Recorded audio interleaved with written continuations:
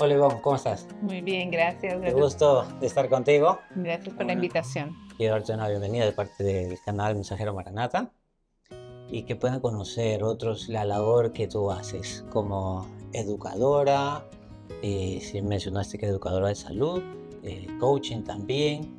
Para muchos quizás estos términos son un poco difíciles de entender o no los conocen, ¿no? Mm, Todos tenemos quizás el conocimiento básico de quién es un doctor, quién es un psicólogo, pero más de eso mm, hemos avanzado bastante en la educación. Y quisiera que nos cuentes un poquito realmente qué es lo que te llevó a empezar este tipo de educación y qué tipo de background tienes en esto. sí, bueno, te puedo contar una historia. Sí. El llamado era hacer educación y una educación con énfasis misionero. Porque si hablamos de educación, pues voy a una universidad, tengo un Ujú. título, pero en las universidades y muchas veces en las universidades cristianas, el énfasis no es la obra misionera, porque tú no puedes hablar de Jesús. Ujú. Un psicólogo no puede orar con Claro, el paciente y darle estudios bíblicos a menos porque que el paciente te abra la ventana, ¿no? exactamente, pero no se puede hacer formalmente. Entonces Exacto. siempre tuvimos la carga, ¿cómo podemos llevar adelante y prepararnos para cumplir la misión que dijo Jesús? Ir y predicar en mi nombre. Ujú. Entonces, en ese tipo de educación comenzamos en escuelas misioneras a hacer el trabajo de preparación en obra misionera, en salud, en estudio bíblico, enseñarle a una persona los principios de salud, que sabemos, el mensaje de salud es la mano derecha del mensaje del tercer ángel, y empezamos a hacer ese trabajo por años. El punto de llegar a estudiar más acerca de la salud mental y emocional. Hasta hace 20 años, si uno decía en una iglesia adventista vamos a hablar de la depresión, la gente no, pero depresión, si estamos en Dios, ¿quién va a sufrir depresión? Porque si estamos en Dios no sufrimos esas cosas. El doctor Neil Nedley sí empezó a decir, va a haber una crisis en salud y si no atendemos la crisis en salud y él empieza a hablar de depresión, de ansiedad, mira cómo estamos hoy, 20 años después, donde eso Sí. prolifera. Eres un pionero Él es un realmente en el pionero. tema de la salud mental. Exactamente. Y si alguien no ha escuchado de Neil Nedley, les aconsejo que busquen su libro. Yo creo que también está traducido Sí, al español, español. ¿no? Habla mucho sobre... Tiene un centro en California, Ajá, Weimar. Weimar es el Ujú. presidente de Weimar. Y por el tabú religioso decíamos, no, la depresión, no. O se vivía silenciosamente. Una vez estaba yo en el centro misionero haciendo esta labor bonita, enseñando de agricultura, enseñándole a los jóvenes artes manuales, aprendiendo la Biblia. Y una chica de las mejores que teníamos en el grupo, de las chicas más consagradas con las que hacíamos los clubes de oración, las vigilias, un día me dice, yo quiero contarle mi historia porque no sé qué hacer. Yo dije, wow, se me decía que se enamoró, ¿no? Era de mis mejores chicas, estamos hablando de personas espirituales. Me dijeron, me dijo ella, yo tuve un tío que me avisó sexualmente por muchos años cuando yo era niña y yo creo que yo ya lo vencí, pero hay noches en que yo lloro desconsoladamente y no sé por qué. ¿Usted me puede decir a mí qué es lo que me pasa? Yo me quedé sin palabras porque era la niña con la que organizamos. Uno siempre dirá, bueno, es que es una persona que no conoce de Dios, si conoce la doctrina, eso se sana. Ujú. El caso de ella a mí me volvió la mente, yo no tuve que decirle porque era conocía el conflicto de los siglos, hacíamos estudios del deseo de todas las gentes, hacíamos oración. Era una niña que espiritualmente estaba bien, pero ella no entendía la unión que hay y la relación que hay entre la parte emocional, afectiva, con la salud mental y espiritual. Ese puente no lo conocíamos y yo no le pude decir nada. Ella lloró, yo le dije, oremos, y yo dije, ¿yo qué le voy a decir? ¿Le voy a enseñar las doctrinas? Ya se las sabe. Ujú. Y eso me llevó a una investigación y tomé por muchos años todos los libros de Elena G. White, Mente, Carácter y Personalidad, El Hogar Cristiano, Joyas de los Testimonios, buscando esa conexión entre la salud emocional y mental con la parte espiritual. Y es lo que nos ha llevado a presentar los temas que presentamos hoy, porque el ser humano es un completo, física, mental, moral, emocional y espiritual, y no podemos desajustar. Y lo más lindo es que el Evangelio toca cada una de esas partes, pero a veces hacemos solo énfasis en solo ciertas áreas, descuidando las otras. Además, es un tema tabú en la iglesia, Ujú. porque abusos sexuales no se habla, el tema de la sexualidad es un tema poco hablado tanto en el hogar como en la iglesia. Entonces, bueno, cuando tú me preguntas por qué hacemos el tipo de educación que hacemos, es para contestar tantas historias que nos dejaron a nosotros mismos diciendo, Señor, ayúdanos, ¿qué hacemos? Sí, yo creo que venimos de un tiempo, digo venimos porque ya tenemos nuestra edad y los tiempos han pasado y hay nuevas generaciones hoy en día, ¿no? Estamos lidiando con nuevos problemas, nuevas generaciones, pero hay cosas en el pasado que no se lidiaron en su tiempo y siempre estaba ese dicho, ¿no? El tiempo cura todo, ¿no? Pero no siempre sucede así, ¿no? Hay que lidiar con las cosas, hay que tratar y realmente me alegra la obra que estás haciendo. Yo creo que es muy inspiradora para muchos poder de repente continuar con esa obra también, porque se necesita mucha gente que se capacite y no todos necesitan, como mencionaba hace rato, conversábamos, no es necesario de repente tener una carrera o ir a la universidad, pero sí hay que capacitarse, Así ¿no? Y capacitarse de profesionales, gente que sepa, y me alegra mucho eso. Una de las cosas que siempre hoy en día vemos es qué tipos de problemas, qué tipo no sé, qué tipo de problemas ves tú, que este mensaje no llegue como tiene que llegar. Yo sé que bien es cierto, hay tabús que todavía no hemos terminado de destapar, ¿no? Inclusive dentro de nuestra propia iglesia, muchas personas tienen miedo de ir a un psicólogo. Así es. ¿No es cierto? Así Y es. está considerado quizás como una falta de fe, Exactamente. ¿no? Y en otros extremos, inclusive con los médicos mismos, ¿no? Ir a atender a un médico es una falta de fe. Y ahora me imagino que en el área que tú estás trabajando, la educación de la salud, ¿cómo funciona este tema de coaching?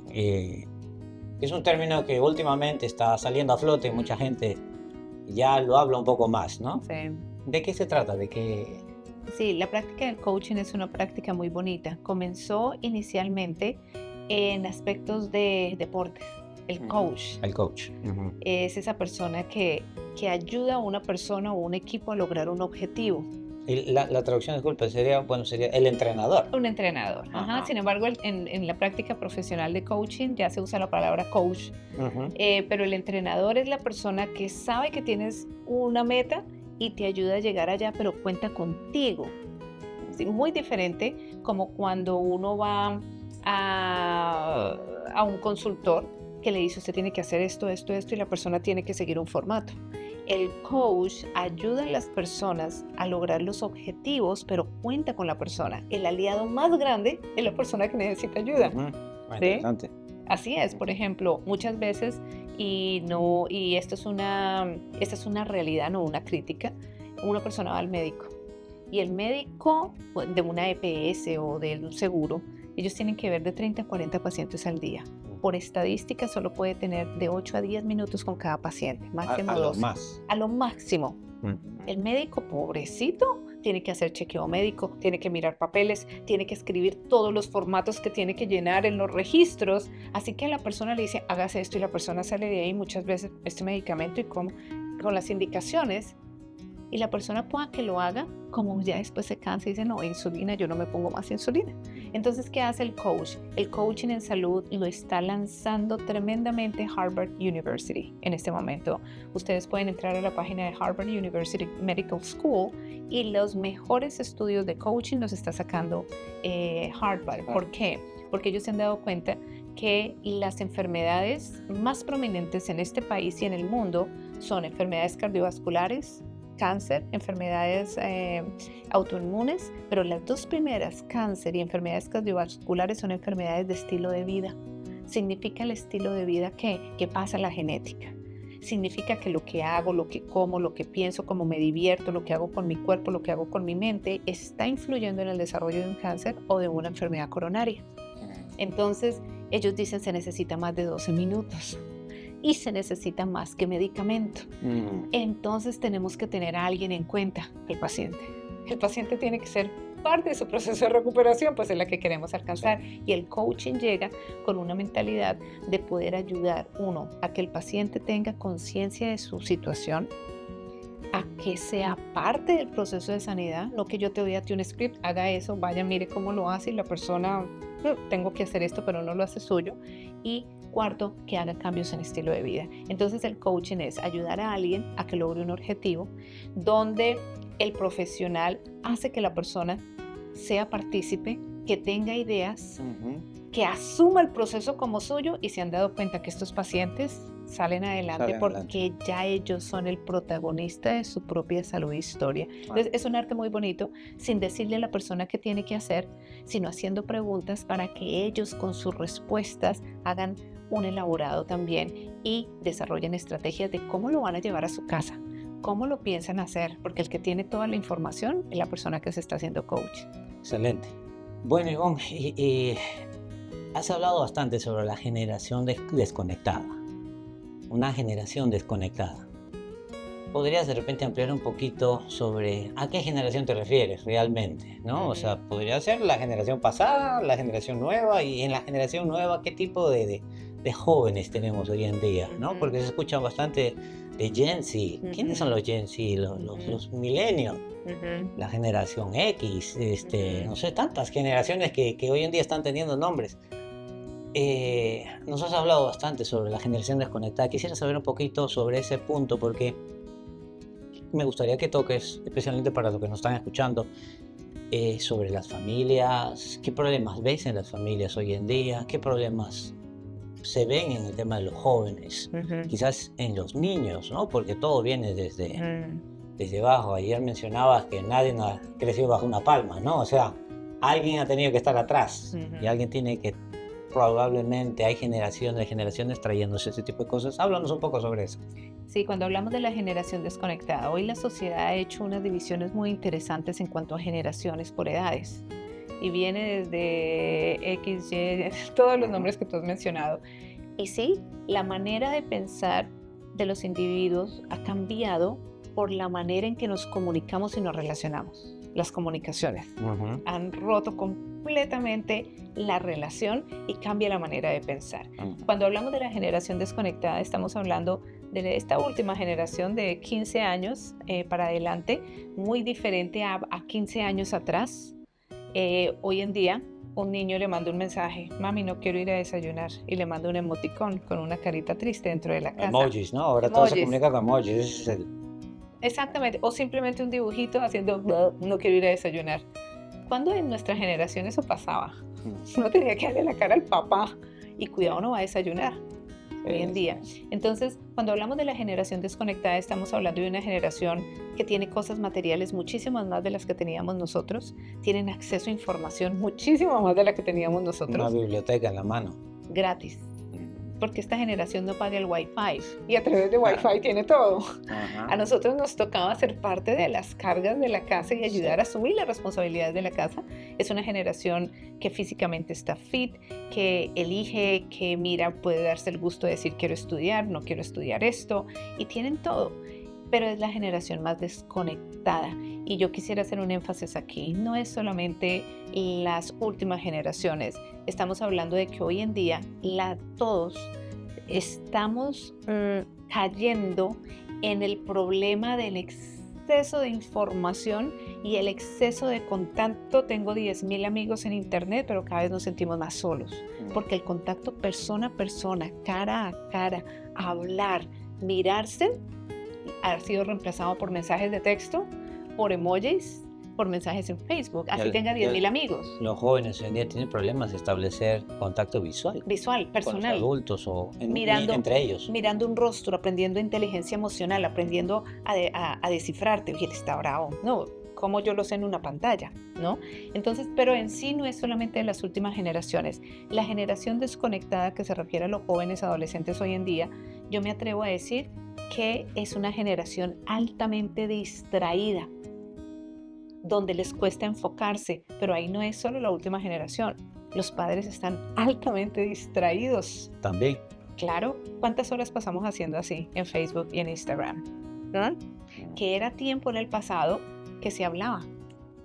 Pero hoy la comunicación es, entre más algo que me haga reír, algo que me informe, algo que me llame la atención. Somos altamente distraídos hoy en día y nos cuesta enfocarnos, y aquí vienen todas las generaciones anteriores. El tiempo que le estamos dedicando a los teléfonos, al computador, al social media o los medios de comunicación es tiempo que estamos robando de algún lado. Y cuando estamos hablando en términos de familia, se vuelve un asunto muy delicado.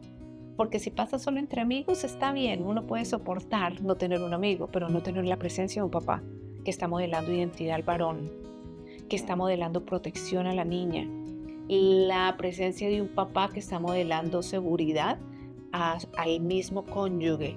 Ese tiempo pasado haciendo así le está robando tiempo a alguien. Entonces viene el otro fenómeno, que es la gratificación instantánea.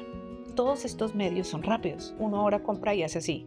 Entra a la aplicación en Amazon, No toma nada comprar Scroll. algo, ¿no? pone 3 días, ¡pum! Y ya está llegando a lo más 4 rápido toques, todavía. 4 toques. Sí, Gratificación instantánea. Lo quiero y lo quiero ya. ya. Había escuchado sobre la generación microondas, ¿no? Mira, No, todo es rápido, todo es rápido. la comida, igual, la pido y un Uber me la trae. Todo es demasiado rápido. Entonces, por eso es que ha cambiado la manera de relacionarse del ser humano. Lo quiero y lo quiero ya. Entonces, la gratificación instantánea me provee a mí de un confort momentáneo a través de muchas cosas. La ansiedad en la compra, por eso los centros comerciales y las tiendas están en quiebra. Porque, y es más, Los malls están cada vez más vacíos. ¿y qué generaba un mall un domingo?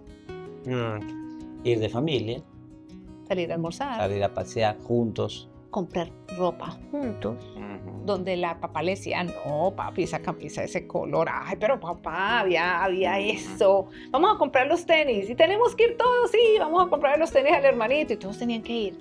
Sí, era Eso un se tema acaba. familiar. Era un tema familiar, era la salida, y de pronto, ya eso se acabó, Sí. Venga, ¿quién pidió este paquete? ¿Pediste más? ¿Y con qué cuenta, mamá? Con la mensualidad, y ya mis papás no se dan Esa es cuenta. la cuenta de los papás. Entonces, eso está rompiendo la gratificación instantánea. Y estamos hablando de cosas que, si bien tienen un impacto en la familia, no estamos hablando de otras cosas que son adictivas. Las compras son adictivas, pero también prácticas malsanas, ¿no? La pornografía. Y yo te pudiera mencionar una cantidad de actividades en las que están metidas los jóvenes, donde los papás no tienen ni idea, porque lo estamos escuchando. Y cuando uno le pregunta al joven, ¿usted habla esto con su papá y con su mamá? ¿Con ellos? No. ¿Por qué? Porque se ha desconectado. La generación desconectada en sí es una generación que hoy se relaciona diferente a través de los medios, social media, y se ha desconectado las relaciones entre papá e hijos. Un papá no conoce a un hijo y un hijo dice que mi mamá no me conoce. Y no saben en qué están, en que este mundo así de grandecito, el teléfono es un mundo totalmente abierto a ellos, y esa gratificación instantánea nos lleva a ir desplazando valores absolutos de familia, de cercanía, donde quiero las cosas y las quiero ya, mientras que el poder dejar un poquito a un lado e invertir en la persona requiere nuevamente hacer procesos. A ver, venga, mi hijo, hablemos, ¿sí? O papá, ¿usted qué piensa? O ¿tú qué piensas con esa decisión? Es volver a lo antiguo, a gastar tiempo, a mirar caras reales, a escuchar pensamientos, en vez de simplemente comunicarnos por medios electrónicos y desplazando valores reales de familia. Vemos que uno de los problemas aquí es el tiempo, ¿no? Tiempo. Todo requiere tiempo. Crear una relación. Y ya no hay requiere tiempo. Y ya no hay tiempo. No hay tiempo. Ese es el problema. Antes, lo que tú mencionabas, por ejemplo, antes la mamá tenía que ir al supermercado, al mercadito que estaba cerca de ahí donde vivían, seleccionar las papas, seleccionar las cebollas, seleccionar los productos, ¿no es cierto? ¿Cuáles estaban? Ir a la casa, lavarlos, pelarlos, partirlos, cocinarlos. Tiempo para cocinar. Y hoy en día es el microondas o un paquete que te llega y pélalo y 3 minutos y ya tienes la comida, ¿no? Agua caliente y la sopa, Ya está, ya tienes sopa, ya tienes todo. Tiempo, ¿no? El tema de conexiones de tiempo, y vemos, hablando de las generaciones, se ha escuchado que esta es la primera generación que le tiene miedo, o que los padres le tienen miedo a los hijos, ¿no? Y eso, supuestamente antes los hijos le tenían miedo a los padres, pero hoy en día vemos que los hijos son los que dominan, ¿no? En esa desconexión, bueno, los padres pasarán con el tiempo y terminarán muriendo, pero los que van quedando ese problema, ¿qué tipo de generación? Algunos hablan sobre la evolución, estamos involucionando en vez de evolucionar a algo mejor, y vemos que ahora los hijos están de una forma con los padres, pues dominan a los padres. Desde chiquititos aprenden a dominarlos. Yo creo que es un instinto natural desde el niño medir al papá, ¿no? Lo vemos así. Pero los padres literalmente estamos perdiendo el control de los hijos. Yo recuerdo una historia que contaba una psicóloga que le decía a la hija, ¿no? Hija, tú sabes que la comida es acá en la cocina, ¿no? Tienes que para venir a tomar el desayuno es aquí, ¿no? En tu cuarto no. No quiero volver a ver que tú estás comiendo en tu cuarto. Y al rato la niña dice, mamá, ¿me puedes hacer un sándwich y tráemelo a mi cuarto? ¿No? Y la mamá que tantas veces le dice, no, te he dicho que no lo traigas tú, la comida es acá, pero mientras le está diciendo, le está preparando el sándwich para llevárselo al cuarto, ¿no? Y tantas veces nosotros que como padres, aparentemente, pues, vemos padres permisivos, como el padre Elí, ¿no? En la Biblia. ¿Qué límites hay allí? ¿Hasta qué punto? Porque mucha gente podrías hablar sobre eso.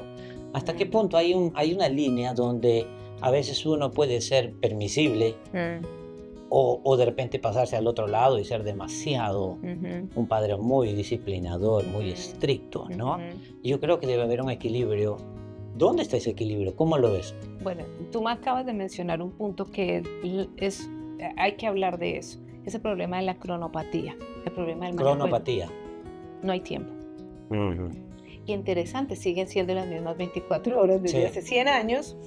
El sol se sigue poniendo a la misma hora. Se sigue poniendo a la misma hora, pero ya no hay tiempo, la cronopatía.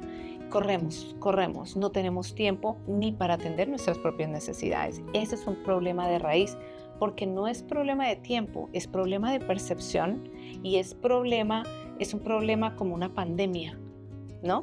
Oiga, pero ¿en qué momento dejamos de tener la velada a las 6, 7 de la tarde, donde uno llegaba a la casa de los abuelos y llegaban los primos y todo el mundo y eran las veladas y nos sentábamos y hablábamos y reíamos y el chiste y el tío y el primo? Eso se acabó. Eso se acabó.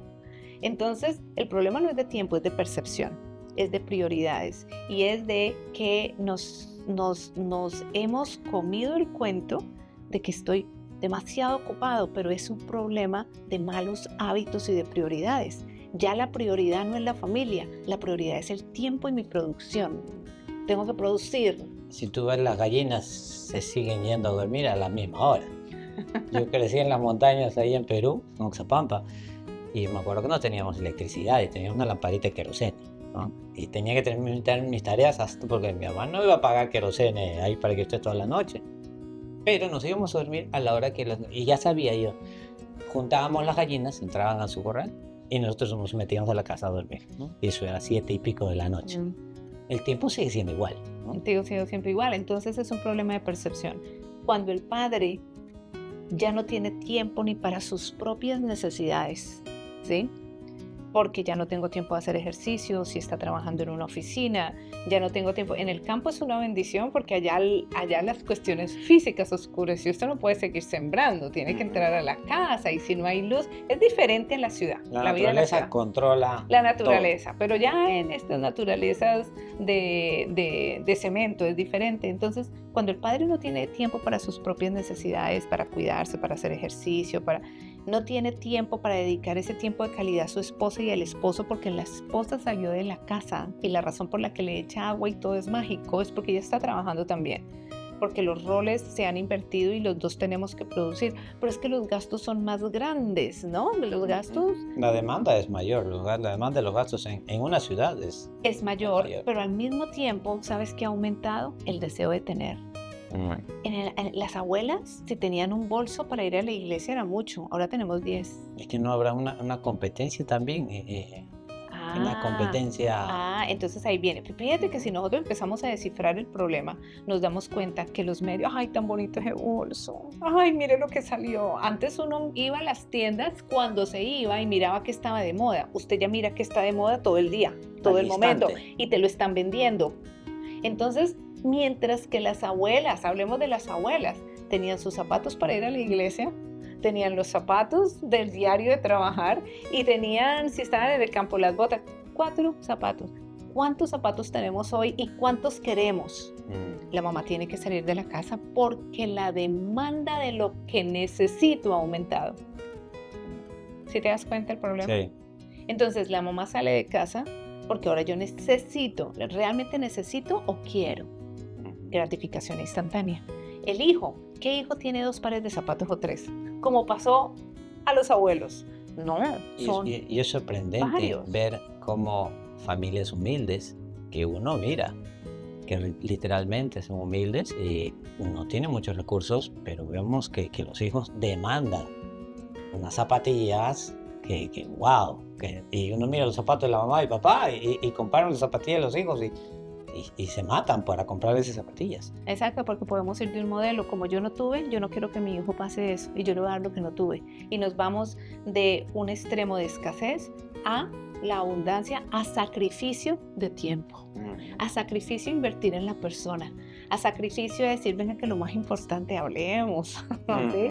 Cuéntame cómo estás en la escuela, cuéntame de cómo te relacionas con los amiguitos, cuéntame cómo ves, cómo te sientes que eres hombrecito, te sientes que eres niña, ¿sí? Porque muchas veces se sienten que no son.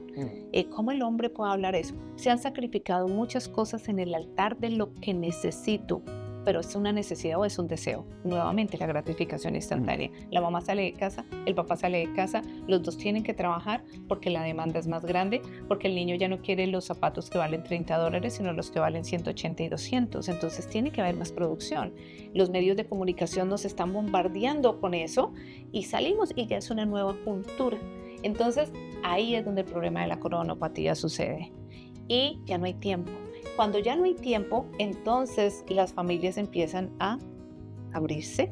Y si un papá no le dedica tiempo a un hijo, ¿cómo compensen dándole cosas? Porque por dentro sabe. Por el sentido de culpabilidad. Está solo, el paseo, irse con los amigos, comprarle cosas, porque yo tengo que estar afuera produciendo. Entonces yo compenso dándole las cosas al niño. Y ahí es donde todo este cambio de valores toma lugar. ¿Qué podemos hablar de solución? Volvamos a las sendas antiguas. Eso quería ir. Sí. Hemos hablado ya de todos los problemas pero es necesario ver las más. causas. Es necesario ver Sí, las causas. Las causas, las raíces. Las raíces. Pero soluciones. Soluciones. Volvamos a las sendas antiguas. Definamos muy bien qué es una necesidad y qué es un deseo.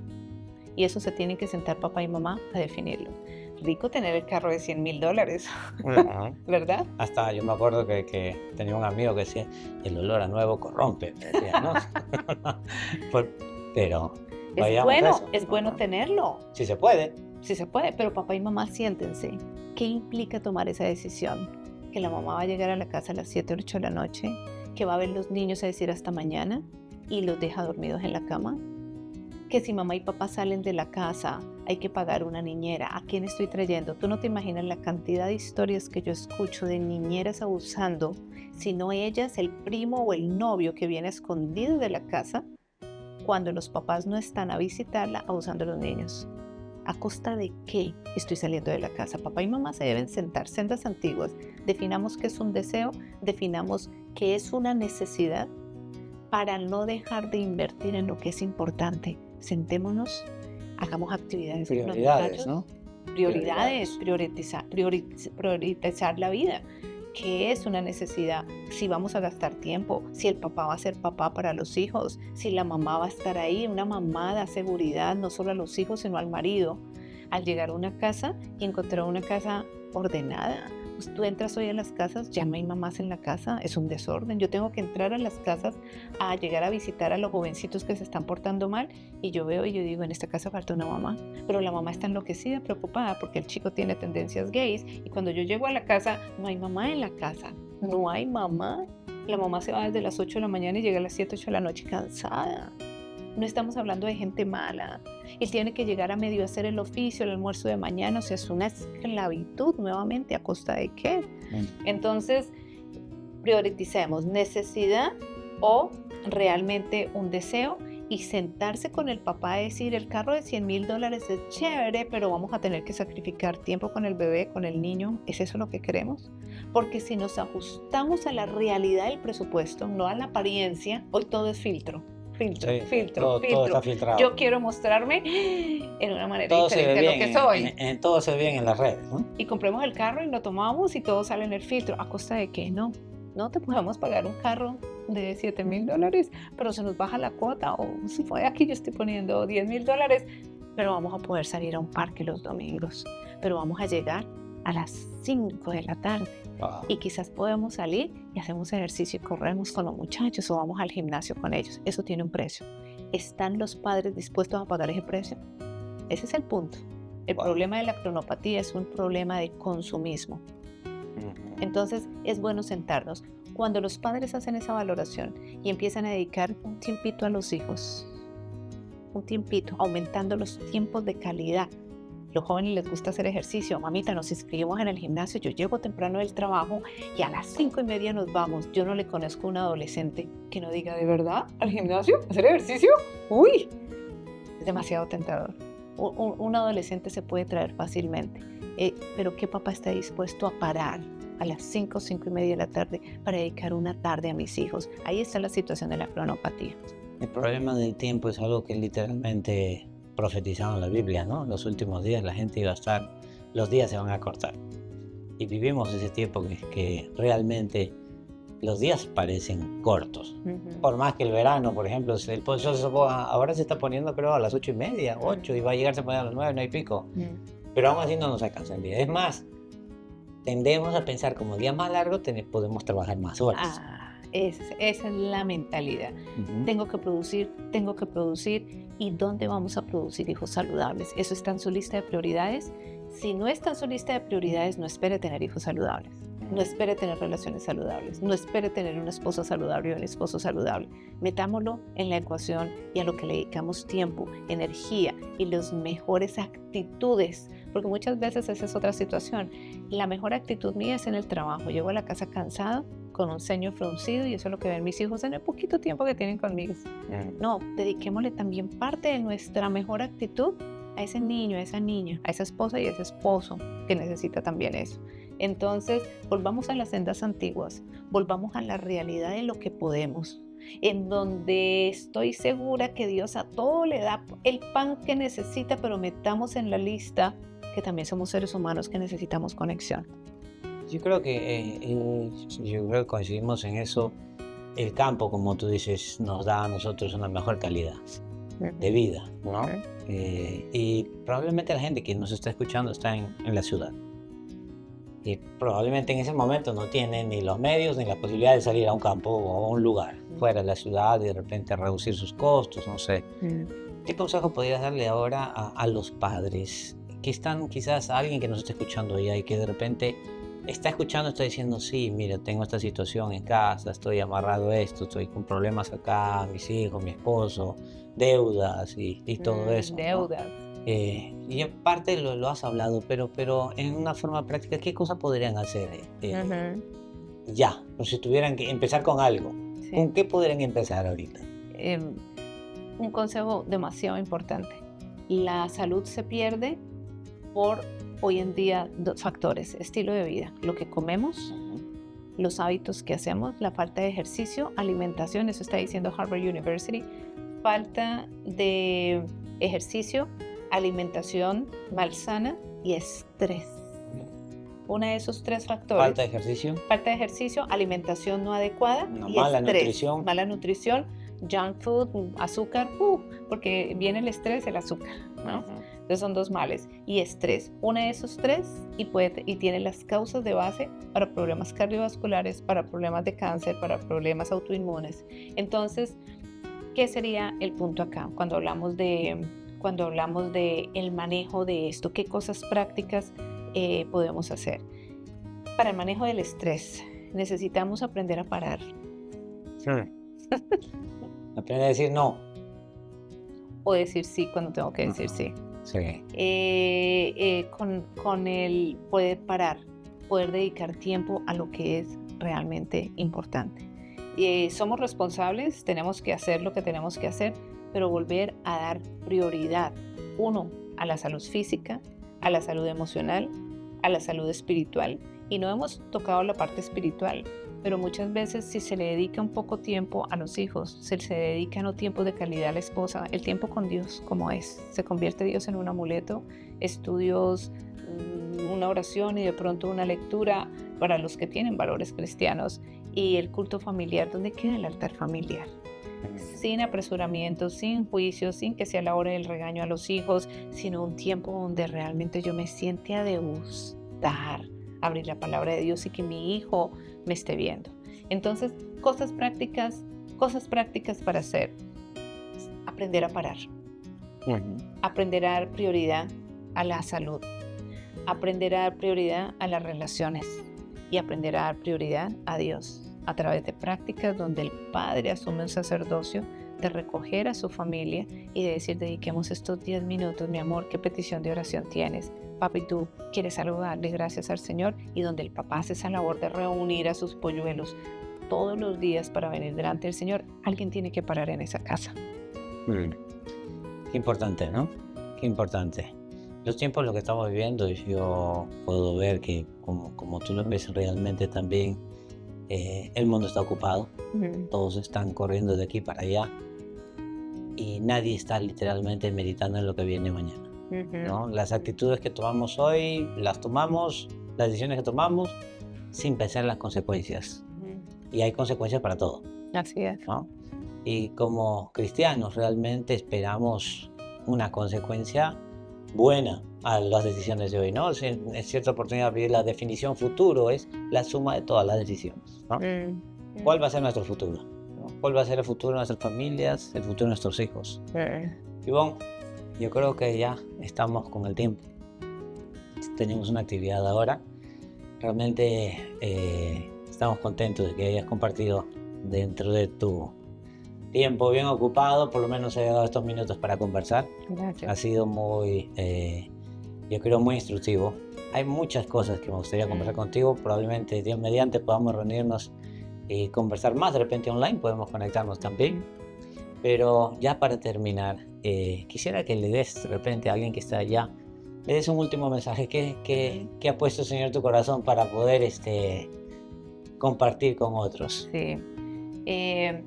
Para las personas cristianas, adventistas o cristianas o católicas que pudieran estar viendo este programa, hay una realidad que así usted esté listo o no, así lo quiera admitir o no, así sea consciente o no, vamos a tener que confrontar todos, y es la pronta venida de nuestro Señor Jesucristo. Y eso es un evento real, no es un evento histórico a un futuro lejano. Si hemos creído en la realidad de las Escrituras, es el evento que está a la vuelta de la esquina. Por favor, es momento de poder nosotros darnos cuenta si ese mensaje ha entrado no solamente a su mente, sino a su corazón y a sus manos. Si realmente es una prioridad en su lista, cómo prepararme para el día del Señor. Cómo, como padre, poder que se cumpla la promesa y juntaré el corazón de los padres a los hijos en el día del Señor y de los hijos a los padres, para que haya ese encuentro de que al final todos nos daremos cuenta que todo fue en vano es el que trabaja solamente por lo que se ve, y nos vamos a dar cuenta que lo que realmente valía era invertir en el tiempo de calidad con mi familia, en la inversión de los principios bíblicos en mi casa, para tener un hogar que le digamos, Señor, aquí estamos, tenga misericordia de nosotros. Esa es una prioridad, ese sería el mensaje. Hagámoslo práctico, hagámoslo real, hagámoslo agradable, hagámoslo con fe, y eso antojará a nuestros hijos y a nuestras familias a venir delante del Señor. Amén. Qué bueno. Ivonne, una vez más, gracias.